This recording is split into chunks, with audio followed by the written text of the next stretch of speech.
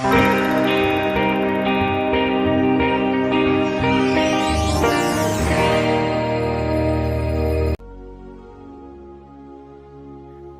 paz do Senhor, meus queridos, que Deus possa abençoar grandemente a sua vida.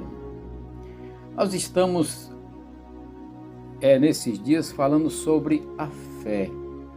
A fé é um dom, a fé é algo que parte de nós. O que na verdade é fé? Quantas fé existe? Quantos tipos de fé existe?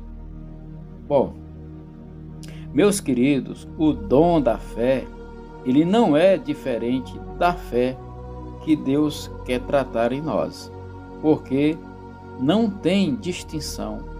A vida de fé de cada um de nós, né, e o dom para que o Espírito Santo deposite em nós é a mesma fé. Só que parte de dois pontos diferentes. Parte do ponto de eu querer acreditar na promessa de Deus sobre minha vida, de ter essa certeza em mim, mas também ela é acrescida com o dom do Espírito Santo. O Espírito Santo, ele deposita em nós. Então a verdade é que, independente da operação que a fé produz, seja ela aplicada à minha vida com Deus ou ao dom que gera um fruto prático, ela é uma só, conforme nos ensina a palavra de Deus, que está escrito lá na carta aos Efésios, no capítulo 4, versículo 4, fala assim: há um só Senhor, uma só fé e um só batismo. Ou seja, existe apenas um único Deus, uma única fé, um único batismo, um único caminho, uma única verdade, uma única luz. E tudo isso se resume em Jesus, Deus Pai Criador, Deus Filho e Deus Espírito Santo, que traz para nós esta certeza. Então a fé é uma só, seja ela partindo do meu coração, dizendo: Senhor, eu creio, mas ajuda na minha pequena fé. Porque quando nós lemos lá em João, nós entendemos que nós somos feitos filhos de Deus, né? Capítulo 1, ele traz para nós a revelação que nós somos feitos filhos de Deus. E como filho de Deus, como é que nós vamos receber isso? É pela fé, é uma atitude de fé, de acreditar que Jesus Cristo é o nosso Senhor e nosso Salvador.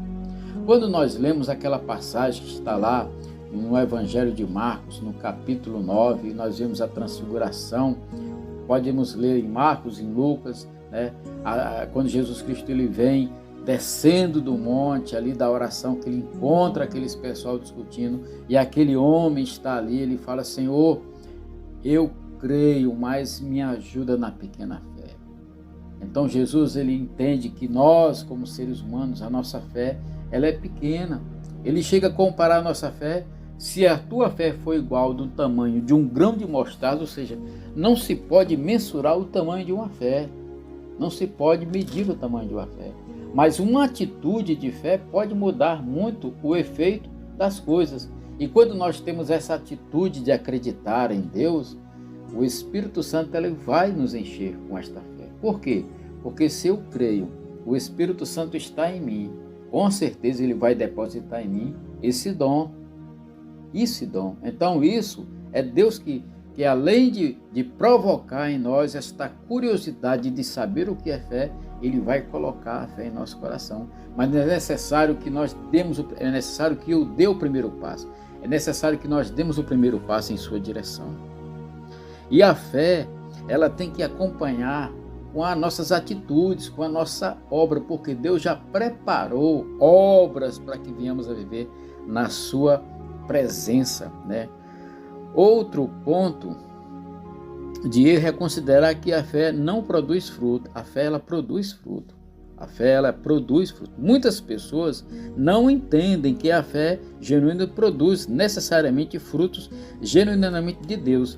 Se alguém tem fé produzida genuinamente ao ouvir a voz de Deus, a palavra de Deus, então certamente essa fé irá gerar frutos na prática, seja na sua vida cristã, seja na comunhão com Deus, ou através do dom da fé que o Espírito Santo coloca em nós.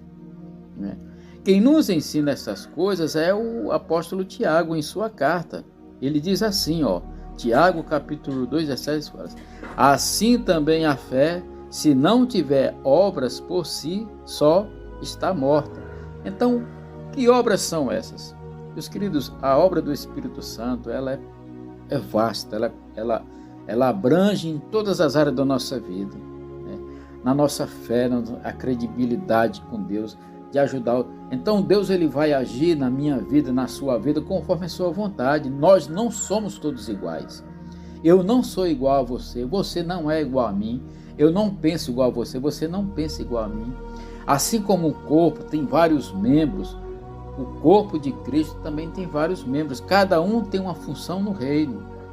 Só os ministérios que o Espírito Santo distribui de pregação da palavra tem mestre, evangelista, pastor, apóstolos, né? Tem os diáconos e também tem. Então, cada área você vai ter que saber, pai, onde é que eu vou agir no teu reino? Então, tudo isso é através da fé. E a fé é quem vai gerar em mim esta necessidade de participar do reino de Deus, de estar na presença de Deus, né? Tiago ele descreve muitas situações onde este princípio é aplicado.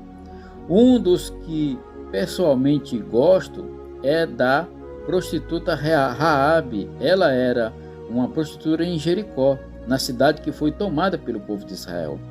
Mas foi liberto do destino dessa cidade, pois livrou os espias da morte quando esses foram espiar aquela terra. Fez, porém, um acordo com esses espias para que livrasse sua vida quando o Senhor concedesse a cidade a Israel. E assim foi. Essa história pode ser lida no livro de Josué, no capítulo 2, e o cumprimento dessa promessa no capítulo 6. Este ato de Rebeca foi tão importante que seu nome é um entre as poucas mulheres citadas na genealogia do rei Jesus, no livro de Mateus. Então nós vemos que uma pequena atitude de fé, de fazer algo para o Senhor, pode mudar muito a nossa vida. Meus queridos, você sabe por que o reino dos céus se alegra quando uma pessoa se converte? Sabe por quê? É porque, assim, Deus ele chamou Abraão e de Abraão ele formou uma grande nação. Hoje, né, Deus ele quer fazer nações, ele quer conquistar nações. E isso vem através de uma conversão de uma pessoa.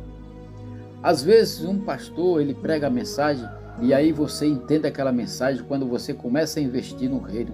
Através da oração, da intercessão, de repente você vai estar falando o amor de Deus.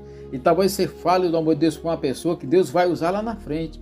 Você pode não ganhar multidões, mas aquela sua atitude de falar de Deus para aquela pessoa, Deus vai agir na vida dela. É assim.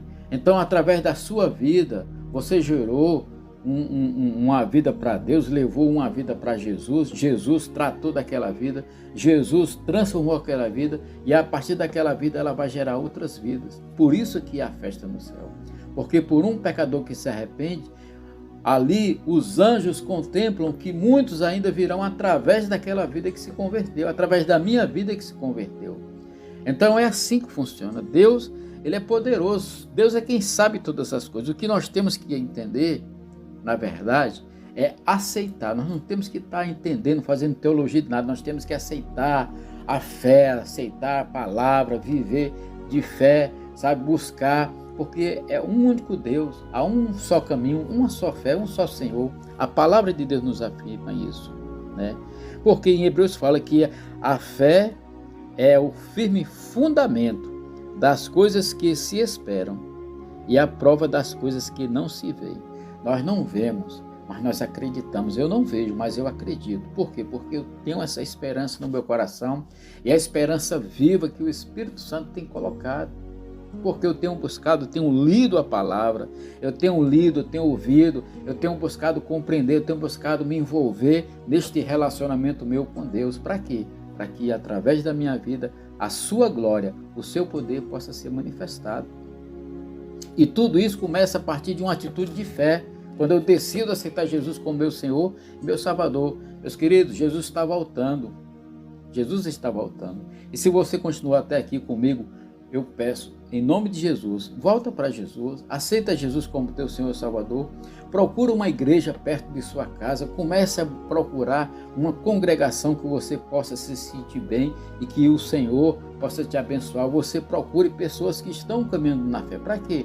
Para que você também seja influenciado por esta fé e o Senhor possa fazer da tua vida algo melhor. Mas é necessário, porque o dom da fé, ele pode parecer um tanto quanto pequeno, quando tratamos de dons tão significativos como o dom de operação de milagres ou mesmo os dons de curar. Entretanto, devemos entender que sem a fé, nós temos que entender que sem a fé, nada poderemos fazer.